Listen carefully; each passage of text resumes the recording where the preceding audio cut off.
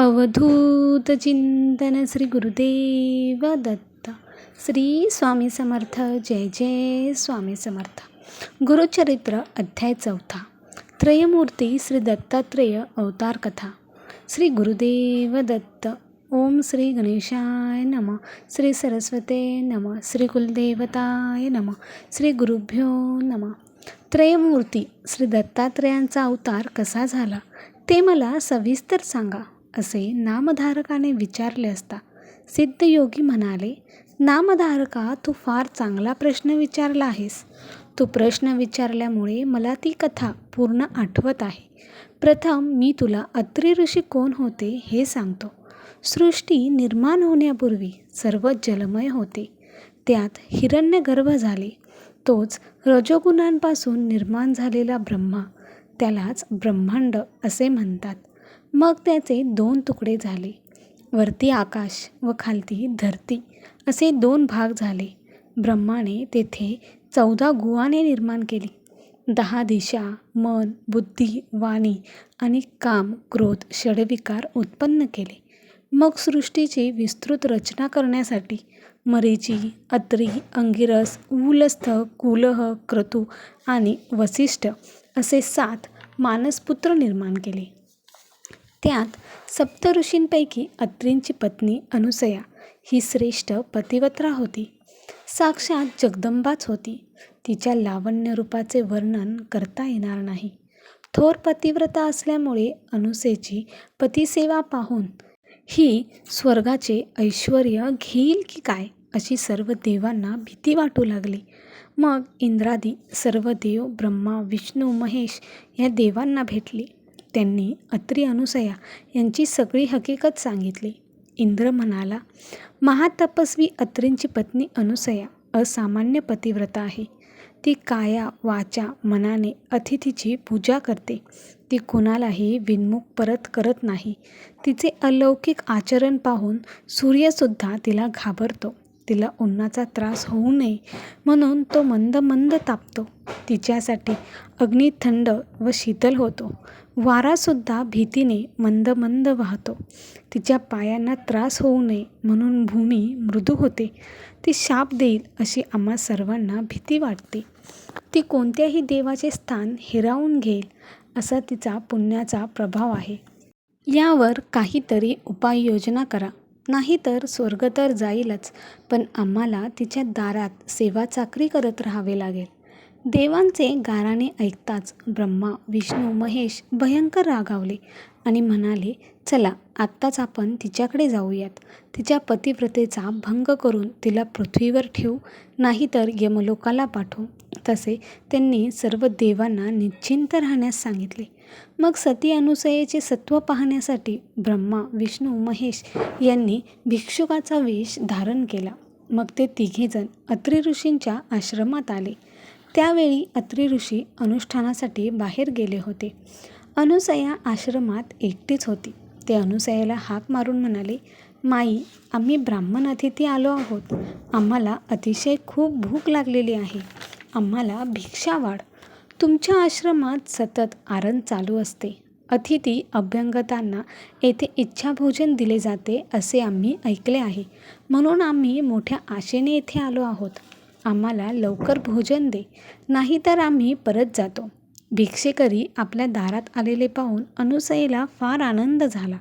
तिने त्यांचे स्वागत करून त्यांचे पाय धुतले व बसावयास आसन दिले व त्यांना म्हणाली, आपण स्नान करून घ्या, तोपर्यंत पानं वाढते.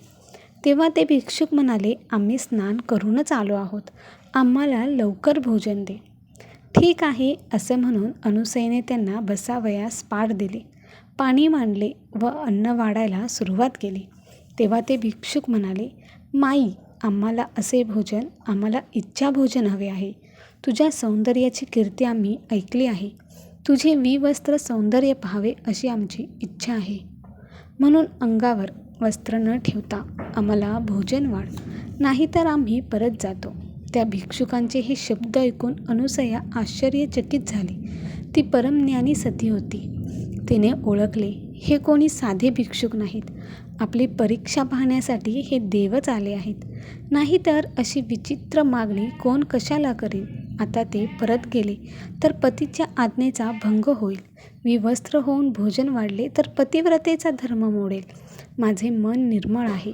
पतीचे तपोबळच मला या संकटातून तारून नेईल असा विचार करून अनुसया त्या भिक्षूंना तथास्तु असे म्हणून आत गेली. तिने आपल्या पतीचे स्मरण केले व तिची मनात पूजा केली. मग तीर्थाचे भांडे बाहेर घेऊन आली. तिने आपल्या पतीचे स्मरण केले आणि ते तीर्थ त्या तिन्ही भिक्षूंच्या अंगावर शिंपडले. आणि काय आश्चर्य! त्या क्षणी त्यातील भिक्षुकांची 3 तेजस्वी बाळं बनली. मग स्वतःला सावरून त्या तिन्ही बाळांना मांडीव घेऊ लागले. अंगाई गीत गाऊ लागली. ती बालके भुकेने व्याकुळ होऊन रडत होती. त्यांना आता अन्नाची गरज नव्हती. त्यांना हवे होते ते आईचे दूध. त्याचवेळी अनुसयेला वात्सल्याने पाना फुटला. तिने एक एक बाळाला स्तनपान देऊन शांत केले. मग तिने त्या बाळांना पाण्यात ठेवून झोपविले. अवघ्या विश्वाची उत्पत्ती, स्थिती व लय करणारे ब्रह्मा, विष्णू, महेश हे त्रिदेव अनुसयेच्या तपोबळाने त्यांची बाळं झाली होती. तिच्या स्तनपानाने त्यांची भूक शमली. दुपारी अत्री ऋषी अनुष्ठान संपवून आश्रमात आले. पाळण्यातील 3 बालकांना पाहून त्यांना आश्चर्य वाटले. अनुसयेने त्यांना सगळी हकीकत सांगितली. ही 3 बाळं म्हणजे ब्रह्मा, विष्णू, महेश हे त्रयमूर्ती आहेत. हे अत्री ऋषींनी अंतर्ज्ञानाने ओळखले. तेव्हा ब्रह्मा, विष्णू, महेश अत्री ऋषींपुढे प्रकट झाले. त्यांनी अत्री ऋषींना वंदन करून वर मागा असे ते अत्रींना म्हणाले. तेव्हा ते अनुसयेला म्हणाले, त्रिमूर्ती आपल्यावर प्रसन्न झाले आहेत. इच्छा असेल तो वर मागून घे. तेव्हा अनुसया म्हणाली, नाथ, हे तिन्ही देव तुमच्या तपश्चर्येने प्रसन्न होऊन येथे आले आहेत. तुम्ही त्यांच्याकडून पुत्र मागून घ्या. अत्री म्हणाले, हे देवश्रेष्ठांनो, तुम्ही बालरूपात माझ्या आश्रमात आलात तर पुत्ररूपाने येथेच राहा. तेव्हा तथास्तु असे म्हणून ते स्वस्थानी गेले व ब्रह्मदेव चंद्र झाला, श्री विष्णू दत्त झाला आणि महेश दुर्वास झाला. काही दिवसांनी चंद्र आणि दुर्वास मातेला म्हणाले, आम्ही दोघे तपाला जातो. तिसरा दत्त येथेच राहील. तो त्रिमूर्ती आहे असे समज अनुसयेने अनुज्ञा दिली.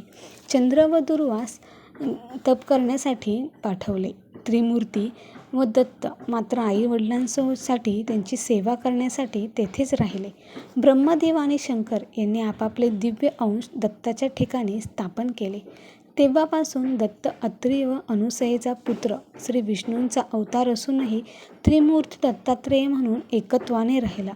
अत्री म्हणून अत्रेय व अत्री अनुसयेला दत्ताने तो पुत्र दिला म्हणून तो दत्त. तो दत्तात्रेय महाप्रभू हाच गुरुपरंपरेचा मूळ पीठ आहे. अशा प्रकारे सिद्धयोग्यांनी नामधारकाला दत्तजन्माच्या अवताराची अद्भुत अशी कथा सांगितली. ती श्रवण करून नामधारकाला अतिशय आनंद झाला. मग तो सिद्धयोग्यांना म्हणाला, श्री गुरु दत्तात्रेयांचे पुढे कोणकोणते अवतार झाले हे मला सविस्तर सांगा. सिद्धयोग्यांनी तथास्तु म्हटले. दत्तात्रेयांचा अवतार मार्गशीर्ष पौर्णिमेला झाला. याच दिवशी दत्त जयंती असते.